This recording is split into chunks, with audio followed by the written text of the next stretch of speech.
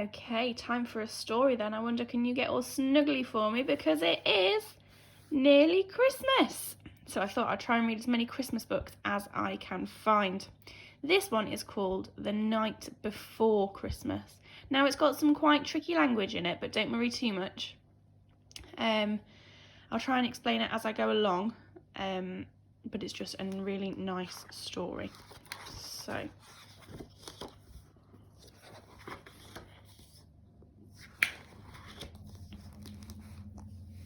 'twas the night before Christmas, when all through the house not a creature was stirring, not even a mouse. That means that they're all asleep.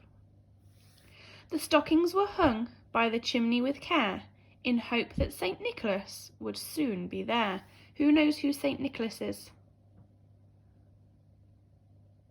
St. Nicholas is Santa's posh name.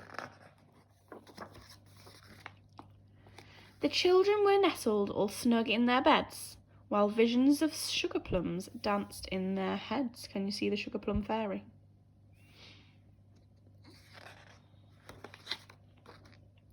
And Mamma in her kerchief, and I in my cap, had just settled down for a long winter's nap. So where it says kerchief here, it means like a handkerchief, but it's wrapped around Mamma's head. When out on the lawn there arose such a clatter, I sprang from my bed to see what was the matter. Away to the window I flew like a flash, tore open the shutters and threw up the sash. The moon on the breast of the new fallen snow gave lustre of midday to objects below. So that made it look like it was the middle of the day because it was so light because of the snow outside.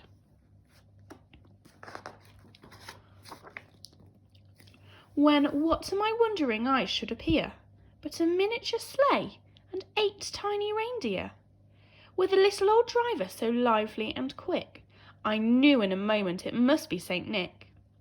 More rapid than eagles his coursers they came, and he whistled and shouted and called them by name. Now Dasher, now Dancer, now Prancer, now Vixen, on Comet, on Cupid, on Donner and Blitzen. To the top of the porch, to the top of the wall, now dash away, dash away all. As dry leaves that before the wild hurricane fly, when they meet with an obstacle, mount to the sky. So up to the housetop the coursers they flew, with a sleigh full of toys and St. Nicholas too.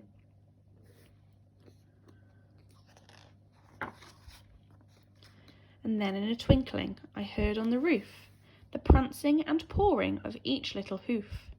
As I drew in my head and was turning around, down the chimney St. Nicholas came with a bound. Can you see Santa's feet? With a bound means he came with a bit of a noise. He was dressed all in fur from his head to his foot, and all the clothes were tarnished with ashes and soot. A bundle of toys he had flung on his back, and he looked like a peddler just opening his pack. His eyes, how they twinkled, his dimples, how merry! His cheeks were like roses, his nose like a cherry.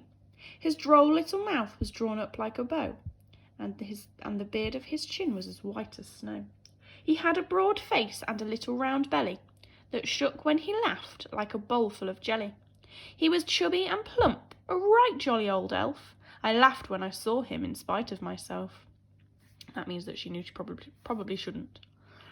A wink of his eye and a twist of his head soon gave me to know I had nothing to dread. He spoke not a word, but went straight to his work, and filled all the stockings and then turned with a jerk, and laying a finger aside of his nose, and giving a nod, up the chimney he rose. That means that Santa wants the person to keep it a secret.